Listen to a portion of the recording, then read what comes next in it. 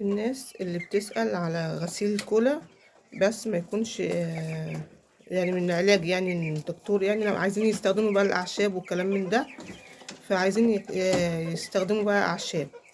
طب بقول لك مثلا في بقدونس، اللي هو البذور من عند العطار، هتجيبيه هتغليها. هتجيبي مثلا نص كوباية مية على لتر مثلا مية. بعد ما تغليها تحطها لهم، ده غسيل كلى. ولو عايزة مثلا حاجة تانية، ممكن تجيبي الشعير. الشعير ده هتغليه، هتاخدي برضو نص كوباية على على لتر مية. عايزة حاجة تانية بقى طبعا، بس ده حاجة غالية بقى شوية.